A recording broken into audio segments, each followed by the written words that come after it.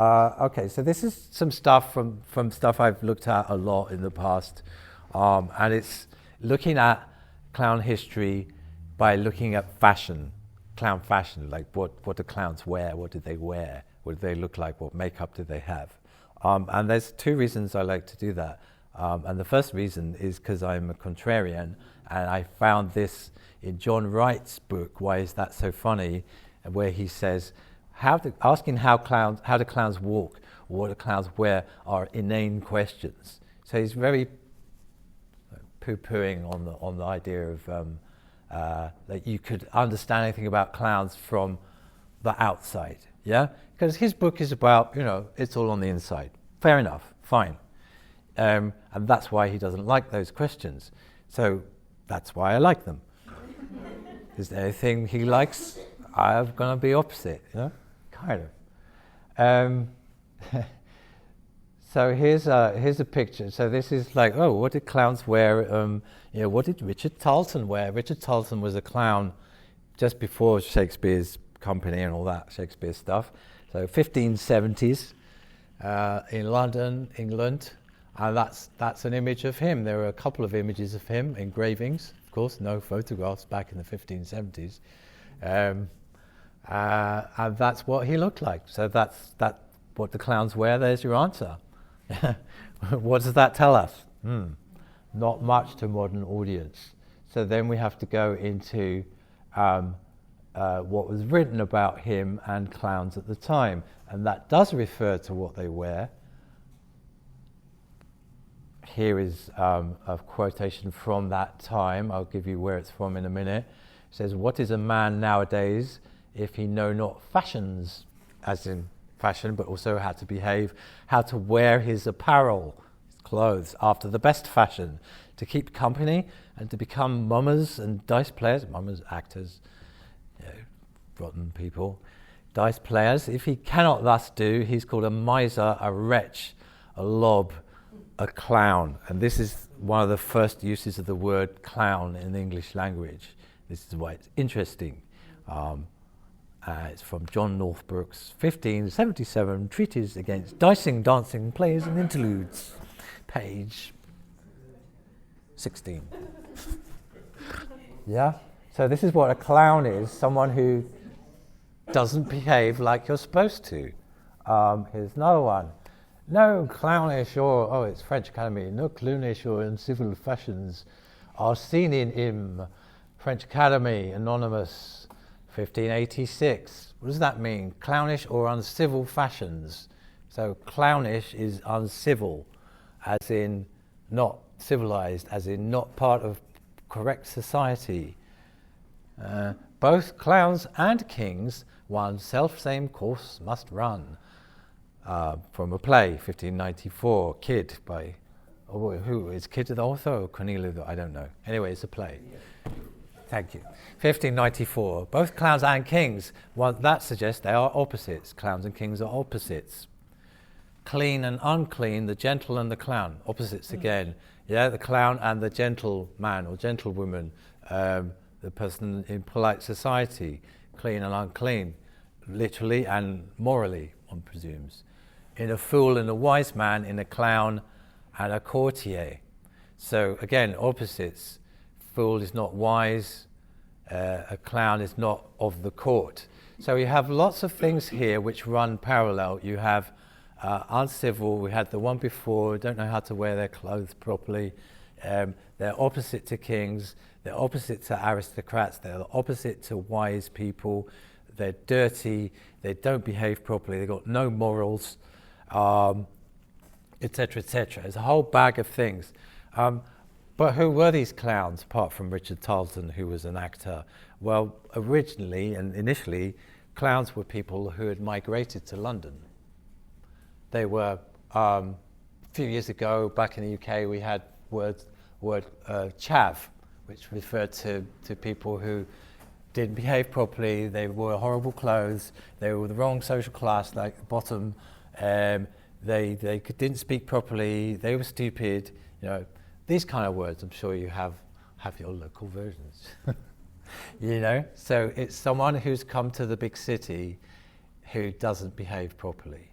Why did they have a new word for it? Well, because thousands and thousands and tens of thousands of people were migrating to London in the 1570s. Why? Because of economic reasons, whatever's going, I don't remember, all the stuff was going on. But work, basically. They were migrating for work. And this was a new word for a new thing that people were very concerned about, people were intrigued by, they were afraid of. And yeah, we know all the fear about migration and all that kind of stuff, and we have our modern versions of it. This was one of them. So what's that got to do with Richard Tarleton? Well, Richard Tarleton was one of the people who very quickly picked up on the fact that if you pick something, and probably without thinking about it, I guess, if you pick something people are worried about, and it's in all the news and in these pamphlets and in these epigrams, in these plays, and in these treatises which tell you how to behave and what to do and what to think, if everyone's panicking about it, pretty good idea to put it on the stage because everyone wants to watch it. Yeah, it's a stage version. So at the same time as having clowns who were these rotten people who didn't know how to behave properly, actual people, a social phenomenon, they were also a stage persona. That doesn't mean that there was no stage persona like that previously or in any other languages, obviously not. But the specific word clown is about that historical moment. So when we use the word clown, we are invoking the fear of the migrant in the 1570s. No, of course we're not. But the history is that. So that is a historical moment. Yeah. And although we have only a couple of engravings to depict them, we know it's partly about how they dressed. That was important. So that's one of them. These are not connected, these historical moments. Yeah, these are just some of my favorites. This one is from a Soviet film called Carnival Nights, late 1950s. And I'm just going to play the clip because it's funny. It's subtitled in English. And then if we want to talk about the significance, we can.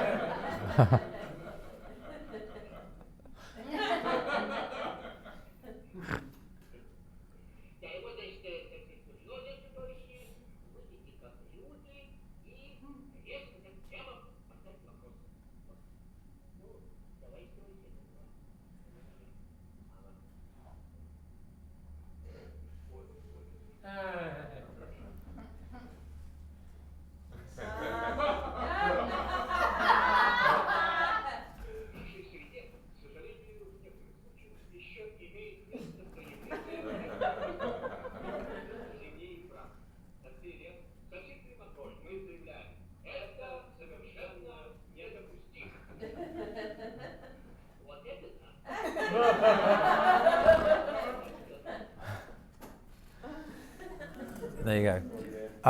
Why? It's funny, right? It's still. But, so why that's a historical moment is because at that time in the Soviet Union, they just had a clown congress, which was called by Khrushchev, who was the president at the time, and the Ministry for Culture and so on. All the bureaucrats were there, and all the famous clowns were there, and they debated what clowns should be doing, how they should be using their humour, and what they should look like, and all these questions. And they came up with some recommendations. And the recommendations that they should be like real people. The director mentions that.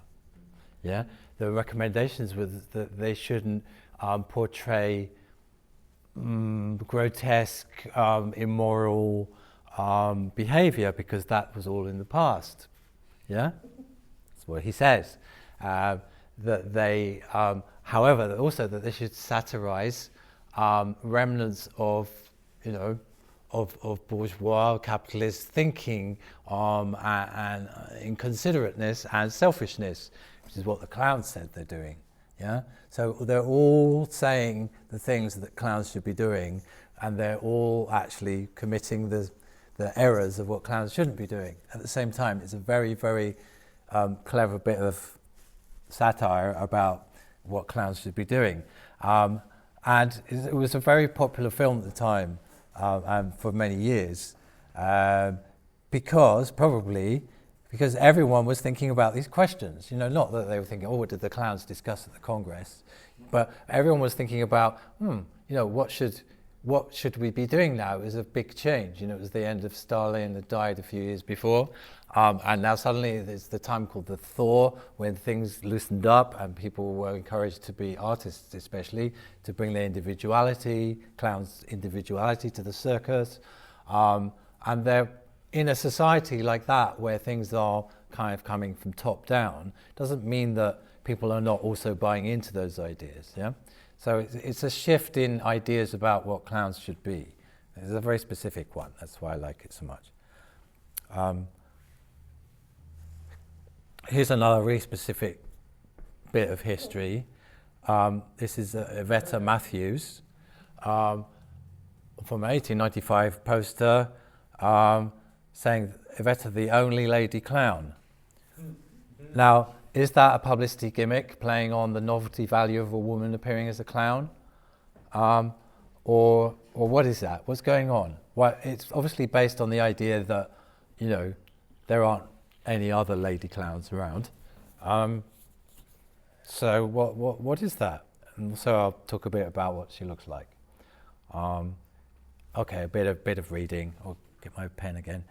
So this is important. So 1890s, circus, new woman numbers, frequent part of circuses. What's the new woman? New woman is the first wave feminism, so it's political voting rights, the suffragettes, so political equality for women. That's the new woman. But it was also about how women dressed and whether they wore corsets or not, which I'll come to in a second. So new woman numbers, were big in circus in the 1890s. They might be wearing bloomers, underwear, but covering everything. And they played all roles in the arena: ringmaster, grooms, and object holders. Here's a description from the time, 1896, of Iveta Matthews, what she did. Boldly sat down next to male audience members, made faces at children, danced, tumbled, twisted like a rubber doll while in the arena. Press releases said she had all the new woman's fads. Yes, so all the new woman's fads, what are they? Because she rode a bicycle, swung Indian clubs, and does everything a man does to keep herself in proper trim. Riding a bicycle was a key symbolic sort of thing of if you were a new woman, because to ride a bicycle you have to take your corset off. So you can't ride a bicycle in a corset. So that meant that you were liberated. And swing Indian clubs, physical fitness, physical strength. So these were typical symbols of the time. But actually, Iveta wasn't the only lady clown, because there you've got same circus, and you've got, what does it say down there? The Matthews sisters, female jesters, together with Miss Dunbar, the lady ringmaster, the only lady clowns in the world. Yeah, and there you've got Iveta Matthews on the right, with her loose-fitting clothing, and you've got a corseted clown on the left, actually. So it's not only about that. Big publicity thing. What we're going to fill? So the new woman stuff, that's popular. Let's fill the circus with women. Barnum and Bailey, commercial. Yeah, Edinburgh International Fringe Festival. Let's fill the festival with clowns who speak truth to power. See, that's what I mean. Yeah, doesn't mean it's bad. Fantastic. No? Who's going to argue with that? Say, no, let's not put the women in the circus because it's just a fad. No? Let's put the women in the circus. Sorry, put the women in the circus. Hey guys, let's put some women in our circus. There's some more images from the time. Where should we put them? Let's put them in the... Here are some lady clowns. Those are obviously the same two. Yeah, drawing. New woman in the arena, complete ladies circus, the most eminent bareback equestriennes, the only lady clowns, ringmasters and object holders, 20th century girls in 20th century costumes. Oh. Object holders, yeah. You get the great jobs. This is from 1895. America can boast. They went on about the only woman clown. There were lots of them. Come on. Josephine Iveta Matthews. Oh, look. Okay. She's short and plump, remarkably strong. She can carry her 6 sisters on her shoulders. Isn't that interesting? I'd forgotten this bit. One lady clown, but she's got 6 sisters. Yeah, right. They're not clowns, though. They're not clowns. She says the first night she had no idea what she was going to say, but nevertheless managed to make a big hit. It was not so much what she said, but the way she said it that caught the crowd. It wasn't the fact she was a lady. It was not her cleverness, but her... I thought that said cleavage. Her cleverness, her idea and confidence that carried her through. She's one of a family of 21 children, 13 of whom were boys and 8 girls, and all are on the circus or stage. Yeah, Miss Matthews' reason for wanting to be married is that unless she will have to mend all the old bachelor's clothes in the next world.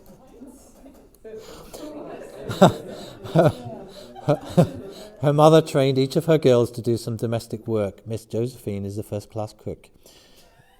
One of her sisters did all the sewing, another the marketing, another wrote all the business letters. All had some special duties besides their professional work. Yeah, so this is like, what does it mean to be a woman in the circus and a clown? Here's an image of 1900 from the Nouveau Cirque in Paris. It's entitled Entrée de Clownesses, so clownesses sketch, so women clowns. So French language adopted the English word clown around the end of the 19th century when English clowns were very popular. Previous to that, they called English clowns les Pierrots anglais. So they called English clowns English Pierrots. Yeah, but then they said, oh, well, we'll use the English word. Yeah, why not? And then the feminine version grammatically is clowness. Here's some other lady clowns from the time. Lisa Hassan and her brother Ernest Hassan on the left there.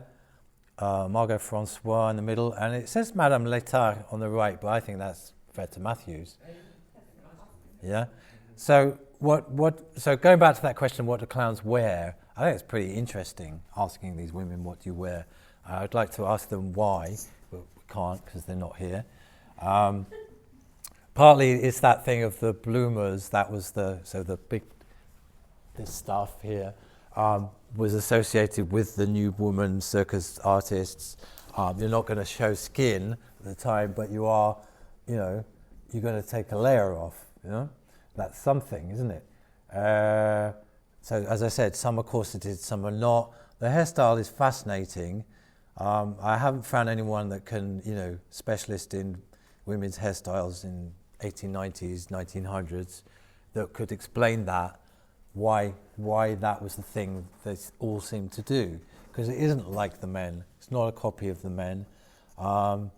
Is it because, I don't know, is it because they're not going to cut their hair because no woman of that era will cut their hair at that age, so they put it on top? I don't know. But they just wigs. Yeah, but if they're wigs, why? Why that? Why that? It's very specific. Another thing I noticed is the only person in these pictures that is making funny faces is the guy. Oh yeah, look at that. They're all doing smiley, nice faces, aren't they? Yeah. Hello. Yeah, good point. Yeah. There were fictional versions. This is Lulu. This is a fictional character. You'll know perhaps Lulu, fictional character from Franz Wedekin's play, that one. Ernst Papp's, what's that? Oh yeah, sure. Yeah. The film Pandora's Box. There are lots of Lulu characters in early 20th century. Oh, come on. It's all right, we're all looking at you. I'm looking at you. I know. Is that light in the bottom? If you open the window and then just pull the curtain, that's fine. That's fine. It's your notebook. Oh, did it go? No, you just threw it on the ground. It didn't go anywhere. So Lulu, fictional character. What's not known usually, so this fictional character appears in, proper modernist drama, art, cinema of the time, is there a lot. But the original Lulu is an invention by a French writer of kind of semi-pornographic novels, and he invented Lulu who was a clown, and this is a drawing of her. And so this Lulu, the clowness, is a fictional creation at the same time as actual women like Veta Matthews were being real women with the same haircut, the same hairstyle, and the same costume. So I think that's very fascinating. It's a bit of a mirror image of the clown, the migrant clown and the stage clown in the 1570s in England. I can't help but think that the height is to kind of empower and be, to go up against in what was typically a man's arena. Yeah. Like, it's another way of like, hey, I have muscles, I'm strong. For sure, it has that This impact. height is like this It's very phallic. stout and Yeah. it's phallic, yeah. Yeah, but I'm sure there's some other really material reasons for it, which I'd be fascinated to find out. Anyway, so Lulu is a kind of male fantasy figure in these kind of these books, which people were very popular at the time. Félicien Champsur is the author. He wrote loads of books. I have tried reading some of his short stories, and they're really weird, and they're very, it's very male gaze stuff. So it's curious, a little disappointing, but how would it be otherwise? The new woman was matched by the male invention, you know, and they actually look the same, or not quite. I mean, she's very svelte, and you know, obviously corseted and so on, and yeah, so yeah, eroticized male fantasy. There's Lulu again, with a bit from one of the books, you know, describing her. Roman clownesque. Yeah, she's do this on a bar. What's that? The pig. Yeah, we There's have a pig. Oh, the pig. Yeah, there's a pig. a Yeah, second to get into this. yeah. Have a look. Have a good look. There's a pig. There's a lot going on here. There's a lot going on there. Can I read that out? Yeah. Lulu in her extraordinary pre-dinner evening dress, but still in her clownesses wig, mounts a fixed bar installed in the center of the ring by two riders. And she bends backwards to place her sweet, cheeky face with its strange smile between the rustling frills revealed there beneath. Oh my! She's upside down, and her Which skirt is suddenly going. frame the inverted oval of her little face, delicate and wicked. Her mouth going between her black stocking legs and white Umbellate. petticoats. Oh my God! That's how he wrote. Rip. That's how he wrote. There you go. I can't help but parallel this with how burlesque became taken over by the guys that wanted to make money off of it, and then they started controlling what kind of burlesque was coming out, because originally it was more playful and artistic, and Yeah. then it was more shimmery, and it got standardized by the men that were wanting Yeah. to make the money off of the women. Sure. Sure. I don't know, I see a direct Yeah. parallel there. Just one more thing on this, and then we'll see if we do more because of time. But there is one. Although I said Lulu is. Do you know this one? Okay. El Niño Fadrini, born Samuel Wasgate in America, was a trapeze artist who, as a boy, proved enormously popular with the British public during the 1860s. When puberty approached, he grew his hair, changed his costume, and enjoyed even greater success as Mademoiselle Lulu. A young girl performing perilous feats and showing her bare limbs was far more likely to draw the crowd than any male counterpart. Commentators, of which there were a great many, often referred to Lulu's grace and beauty. Lulu Farini achieved great fame as an acrobat even after his gender was publicly revealed in 1876. Lulu reverted to male appearance but kept his name. He married Hunt's daughter. Anyways, the little biog there. So that is a real life Lulu who predates the fictional one. So again, maybe there's, who knows? You know, these things go backwards and forwards, and fictional, real, assumed. It all kind of keeps going backwards and forwards. So that's and then just going around this era. This is the clown, the performer in the Toulouse-Lautrec painting from the first slide, yeah, Chow Cow.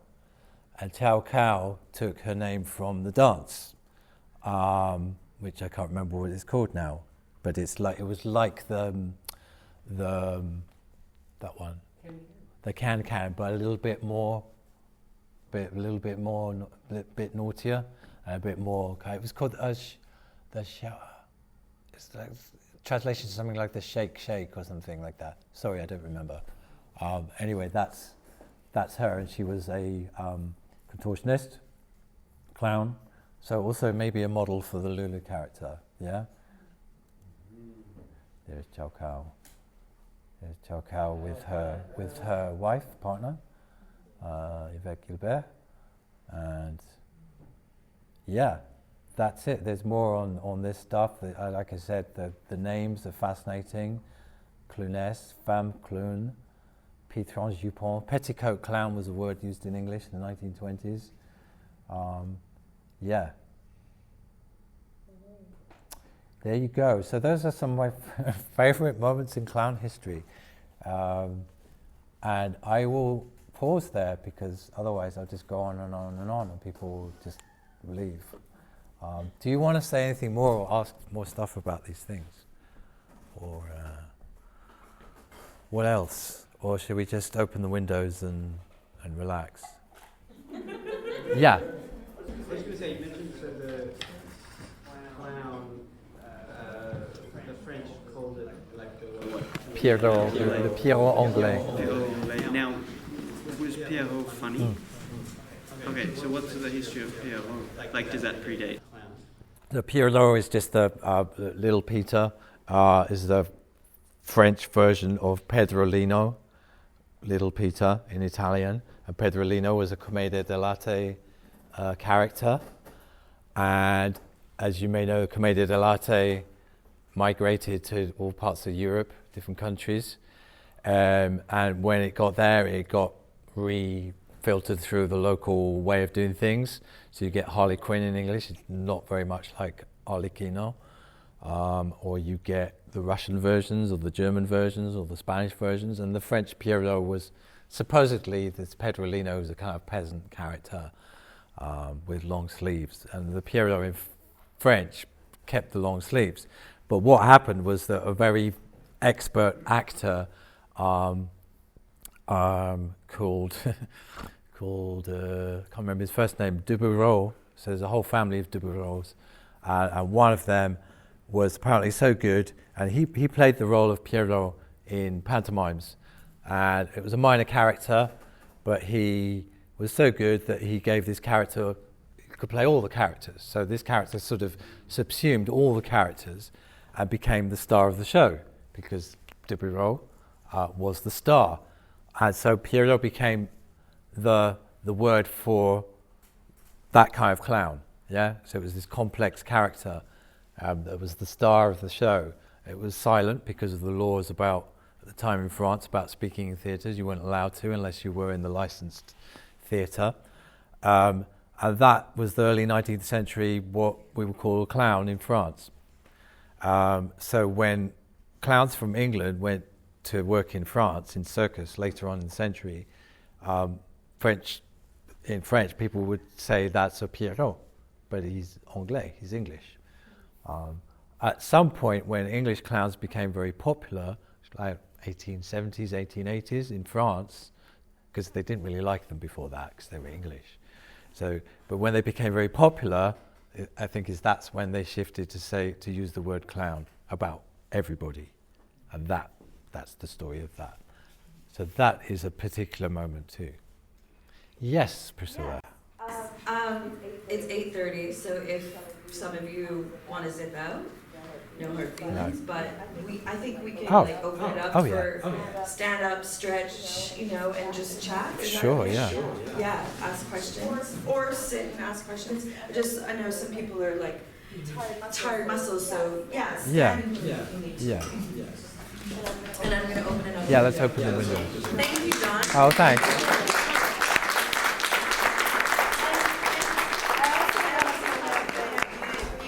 Still got your history and theory. Yeah, so I teach an online course on all this stuff, which is a 10-week course online. I recommend it. They saved me in the pandemic, just like diving into photos, and there was like YouTube videos, and it helped me kind of say that I'm a clown, because I wasn't really comfortable with the word before. Because then I learned about like it's just fascinating. All of it. So yeah, it's online classes are great. Clown studies. Thanks everyone for coming. Thank you.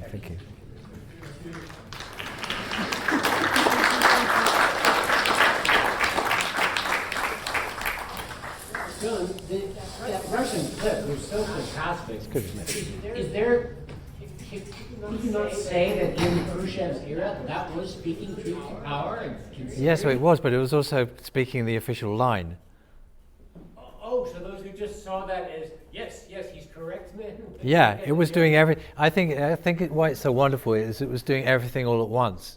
It was satirizing the official line. It was putting the funniest guy is the director.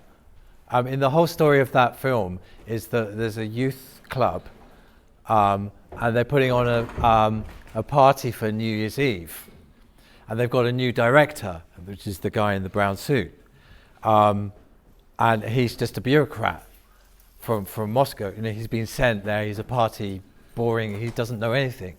And one of the kind of people that the Clown Congress agreed clowns should be making fun of was petty bureaucrats. So there they are making fun of the petty bureaucrats. But he's the funniest guy in the film. And at the end of the film, they do the party, and the young people, the kids, they swap his jacket for the magician's jacket when he's going to give this speech. And the speech is going to be like the 5-year plan, and we've attained it, blah, blah, blah, blah, blah, blah, blah. And he's got doves coming out of his pockets, and he doesn't know what to say, and everyone's laughing at him, and he's a total clown. Yeah? But he's simultaneously the voice of the official line and the butt of the joke. But he's the voice of the official clown line also. Like no one was advocating for Tip and Top, you know, the red-haired comic. No one was saying at the time, hey, let's bring those back. So, you know, you see what I'm saying? It's like you can say the thing against the people at the same time as you're agreeing with them, but is that, you know, it's complex. Humor is very complicated. It can go both ways at the same time. So that's What's the name of the film? Carnival Night. It's on YouTube, or the whole thing, subtitled. It's really fun film. Yeah.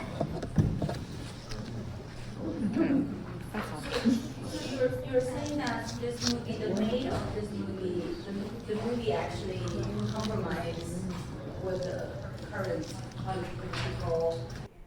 It was in line with the thinking of the time, but it was also satirizing it. It was doing both, you know. It was putting those jokes. Right, we laughed here today, but in another moment, out of context, people won't get that, you know. We might have laughed because they put it in the context they gave it. You know, it's like, here's a funny moment. I said this is funny, you know. Maybe it's just that. But the people at the time would get the references, you know, would get the thing, oh, they should be real people. Why don't you use your real names? You know, it makes sense because it's of the time. I don't know, could you do that? You could do it now, but would you say, oh, hey, bozo, what's your real name? Oh, John. So use your real name, huh? Yeah, it's not quite, I don't know if it's funny or not. Yeah, but comedy, humor, satire, clowns, I think they're very specific to a time, and they go out of date very quickly too. Yeah, comedy goes out of date really quickly. It's yeah. No, just thinking. But I wonder if part of why this speak truth to power phrase has become so popular is not. Yeah, let's go back to that. Is not only because there are examples that people can cherry pick to show a version of that if they want to, like near school. But also, or maybe in line with that, because the clown figure being in the opposition that you showed us of like not to report, not clean, not wearing their clothes properly, just some sort of odd, that existence allows us to speak truth to power. Absolutely. The fact that this figure exists, Yeah. that is counter, runs counter to and creates tension, allows for a speaking truth to power. Yeah. So we make use of it. Yeah, it's a useful vessel. Absolutely. I think that's a good way to think about it. And also that allows, you know, there are potentially other uses of that vessel. You know, power right now is using that vessel. You know, there are clowns in power. Do we have? No, we don't have any back home anymore. We did have. We had Boris Johnson, you know, who used, for my opinion, people would debate this, use clown techniques to get people to trust him, you know. You say some dumb thing and the next day say, oh, I don't know, I didn't mean it, I don't think I said that, you know. People go, he's a regular guy, you know. Who would deliberately be that idiotic? You know, who would deliberately say such a stupid thing and then deny it and then say it again, you know, to Trump? You know, who is that stupid? You know, he must be real. So there's something in that contemporary clowning about, you admit your errors, you acknowledge your flops, and all that, and that convinces us, I trust this person. And that is the clown technique. Once politicians learn that, we're done for, because because that's powerful. Yeah. So clowns in power is also happening. Yeah. So I think that's part of the times, and it's happened before. It's not just now. Yeah. I just have a really good example. Oh, good. Yeah. In Nanaimo, there was a pirate mayor in the early 80s, Frank J. And he dressed in full pirate garb everywhere he went. He let his children name some of the streets of Smugglers by And he was in the pockets of all the real estate developers, so he kind of gave out development permits left and right by being silly. Gave a bathtub races, that's cool, right? There's but I think clowns and some people will say circus as well, and maybe theatre, I don't know, maybe all art forms are good vessels for what we want them to be, That's why they're interesting. You can make it mean what you want, because they are kind of open-ended things, and clowns are very sort of ambiguous. You know what? I'm going to have to look her up, because I don't remember either, because she's a woman. It's true. It is, Wait.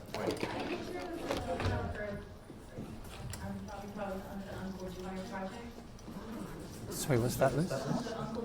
I don't know about that. Oh, it's awesome. It's like black people in circus, historical.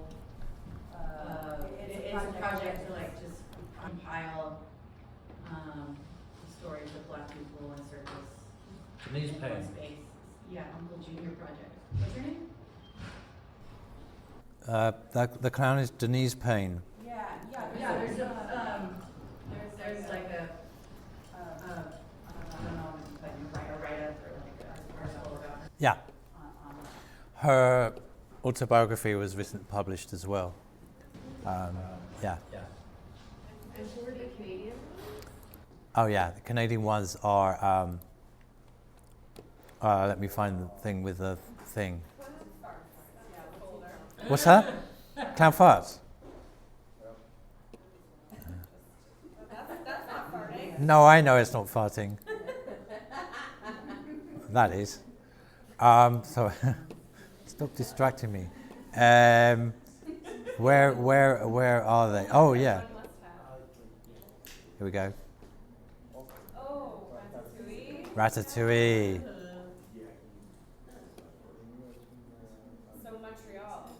Yeah. They look terrible. Seminal. Yeah. Like serial killers. Yeah. Key, instigators of new clowning in the new circus movement, Yeah. There they are again, Ratatouille, 1982.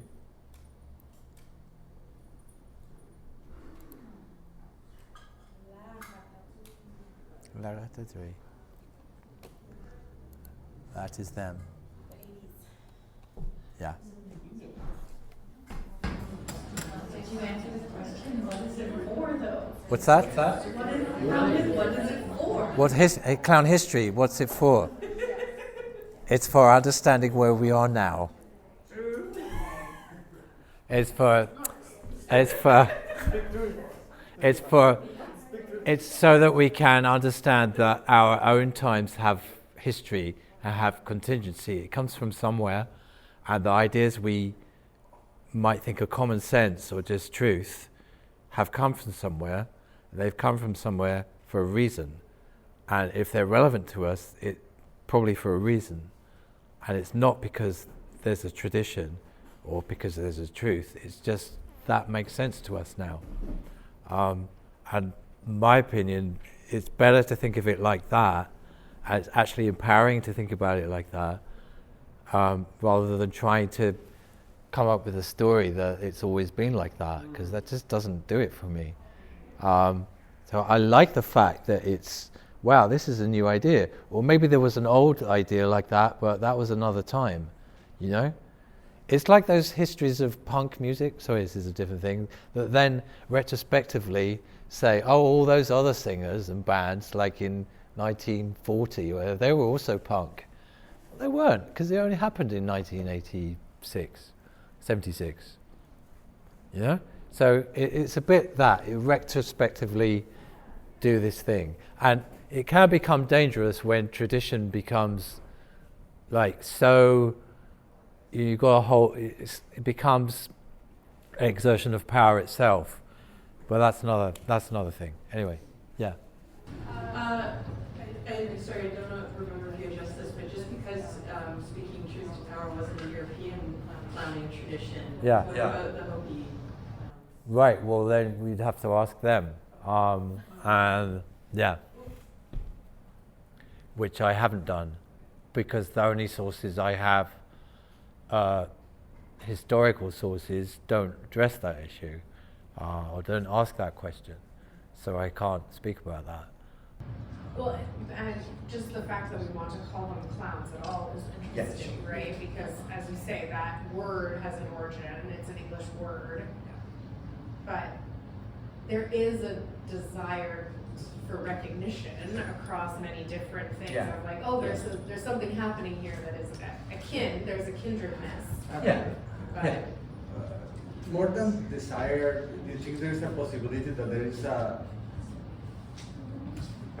looking for meaning, you know, like, oh, what I'm doing now, that I'm doing a clown, I need to make it meaningful, and I need to make a history and a lore and a myth and connect it with something that pre-existed to me. Of course, yeah. Make it meaningful, bring new meaning. Yeah. I think so, yeah. Yeah, and I think that's great, but it's just when it becomes, you know, it flips over into the thing you're trying to bring down, you know, it's like... Yeah, just to, yeah. well, it's interesting that you're using this phrase truth to power when it seems like it's very much not based in truth. It's based in myth, and we're calling it truth. I know, that's the other thing. It's just like, you don't need to claim truth, you know, to combat power.